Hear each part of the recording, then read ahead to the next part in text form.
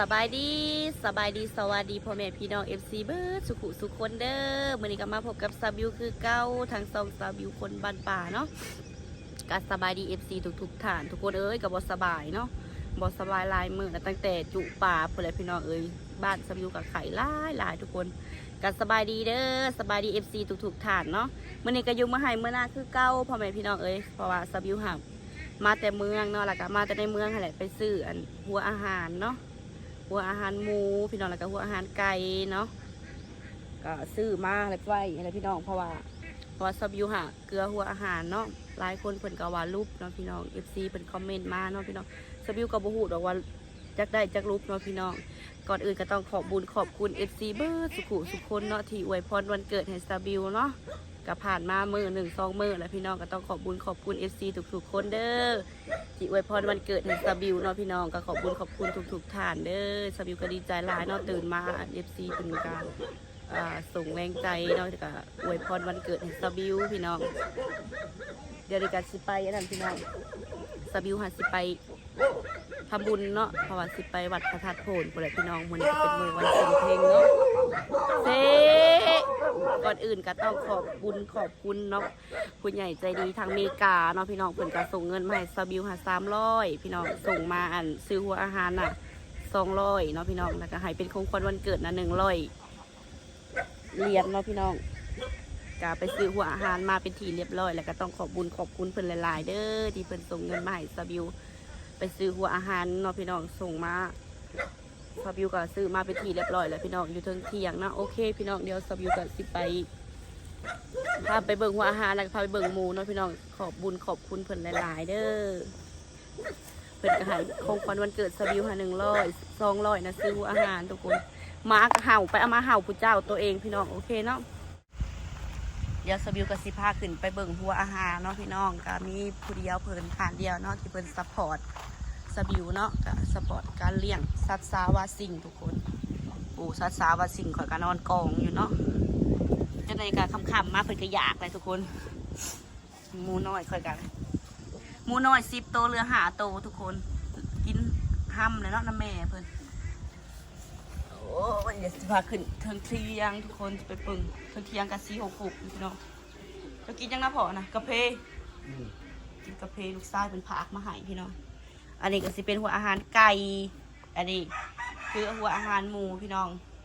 ซื้อมาหมูเขาก็เอามานี่แหละทุกคน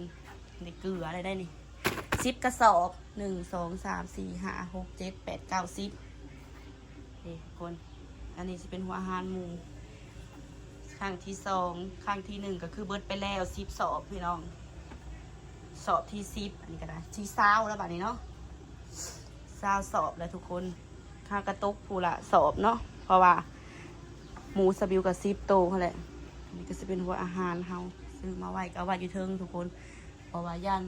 พ้นพระถึงเนาะขอกินกาแฟเบิกนั่งเดี๋ยวซาบิวกับสิพาไปเบิ่งหมูก่อนทุกคนเลยจากที่ไปเบิ่งหมูแล้วซาบิวก็สิไปเฮ็ดบุญเนาะเพราะว่ามื้อนี้เป็นวันศีลเนาะซาบิวก็สิไปถูกศีลอะไรทุกคนวันนี้มาในสุดนุ่งศีลเนาะพี่น้องเพราะว่าซาบิวน่ะสิไปทำบุญเนี่ยก็เลยสิไปเลยเนาะอันนี้หมูที่ซาบิวซื้อมาเลยใส่มันลงหำพี่น้องเป็นตอนนี่แหละเนาะเป็นตอนเป็นยังหน่อยเลยใส่มันลงหำซาบิวก็เลยปล่อยให้มันเป็นหมูบ้านเชียแต่มันสิเป็นหมูยังไงทุกคนพอกระปิดซาบิวใส่เบิ่งทุกคนเลยเตะเขาจะพังลงพี่น้องเป็นอยากว้าอย่าเอางูนะมาเตะเขาเด้อพอกระบิดที่แรกซาบิวก็เอาหมูพันขนาดพี่น้องเลยแต่ว่าใบนี้ซาบิวเพิ่นหอมให้มันย่างลูกแล้วมันจ่อยบันเขาเอาเข้ามาทางเนี่ยให้มันตุ้ยกินหัวอาหารทุกคนเลยตอนแรกนะซาบิวก็เห็ดเป็นซี่แหละแล้วที่นี่นะล่างไปขี่มันลงนะพี่น้องมันบ่ได้ผุ่นซาบิวก็เลยเอาขี้เกียจกับเพื่องมาใส่เนาะขับพอแหละซาบิวเอาเพื่องขี้แกบกับบริหารขี้แกบกับใบไม้สังไพรไม้บงทุกคนเอามาไว้ให้มันขี่มันเหนียวแล้วเขาก็เอาตักเอาฝุ่นมันไปใส่พักปลูกพักอะไรเนาะแล้วเขากับอีกอย่างเขาก็ได้บ่ได้ล่างขี่ล่างควายมันนะทุกคนเลยแล้วก็บ่ได้เหม็นเนาะขัดบ่ใส่เลยเหม็นทุกคนเลยขี่เหนียวเลยก็ใหญ่เลยพี่น้องต่างตาเลยเนาะไก่สีหอดเดือนได้นี่ พอสบิวเอามาวันที่19มื้อนี้ก็วันที่11 12แล้วทุกคนยังอีก7 มื้อเนี่ยนี่ก็เข้าเดือนหนึงแล้วนี่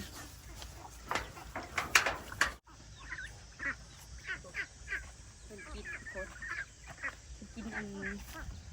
กินขี้แกะบ่กินน้ำเป็นก๊อกน้ำใส่ทุกคนเลยอันนี้เป็นตัวขาวบ่ได้อาบน้ำเปื้อนเพราะว่าสิเอาไว้เอาวันเขาปลูกพักก็สิสบายให้ดิมันสิเห็ดบนมันเกลี่ยงก็บ่ได้มีขี่มันเนาะขี่มันก็ล่างลงบนเลยถูก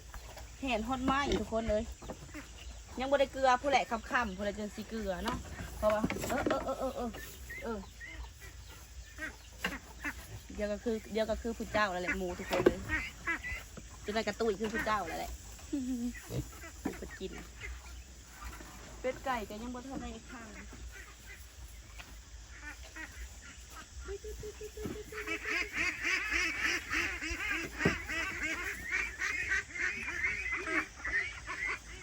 น้ำหลังเราเป็นหมู่บ้านแล้ว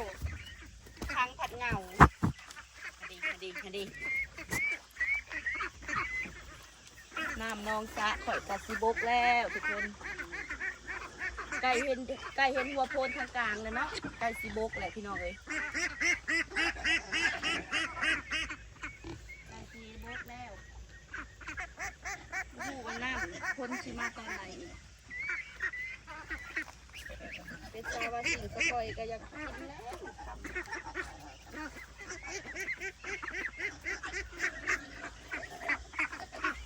โอเคพี่น้องเดี๋ยวสบิวกับสิโคโตจบคลิปเอาไว้สำนีเด้อก็ต้องขอบคุณผู้ใหญ่ใจดีที่ซัพพอร์ตเนาะพี่น้องกับโมมีไทยหรอกมีผู้เดียวเนาะพี่น้องเพิ่นตอนนี้เพิ่นก็ซัพพอร์ตเลี้ยงซาวาสิ่งเลี้ยงหมูเนาะพี่น้องหัวสิเป็นจังไดโอเคพี่น้องเลยให้กำลังใจสบิวต่อไปเด้อพี่น้องก็ขอบคุณเพิ่นที่ส่งเงินมา